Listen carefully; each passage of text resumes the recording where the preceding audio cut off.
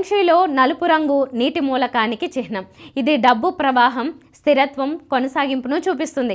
స్థిరమైన ఆదాయం కావాలనుకునే వారికి, డబ్బును సురక్షితంగా ఉంచుకోవాలనుకునే వారికి నలుపు పర్సు శుభప్రదం. ఇది వ్యాపారవేత్తలకు, ఉద్యోగులకు మంచిది. గోధుమ రంగు పర్సు. గోధుమ రంగు భూమి మూలకానికి సంబంధించింది.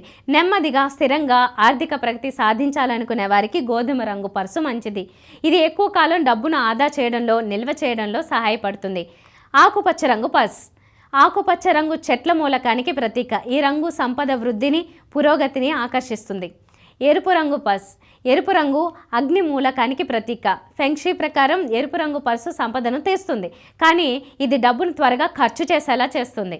పసుపు లేదా గోల్డెన్ రంగు పర్స్. పసుపు, గోల్డెన్ రంగులు శ్రేయస్సు, అదృష్టానికి చిహ్నం. ఈ పర్సు ఆర్థిక అభివృద్ధి, విజయం కోసం మంచిదని చెప్తారు. కొత్త అవకాశాల కోసం ఎదురు చూసేవారికి ఇది ఉపయోగపడుతుంది. నీలం రంగు పర్స్.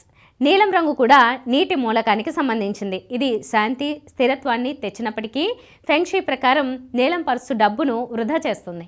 అందుకే ఎక్కువ ఖర్చు చేసే అలవాటు ఉన్నవారికి నీలం పర్సు మంచిది కాదు. మెటాలిక్ రంగు పర్సు. ఈ పర్సు మెటాలిక్ రంగు పర్సు. ఈ పర్సు ఆర్థిక లాభాలు, ప్రతిష్టను తెస్తుంది. వ్యాపారం, కెరీర్లో ఉన్నత స్థానాలకు ఎదగాలనుకునే వారికి ఇది మంచిది.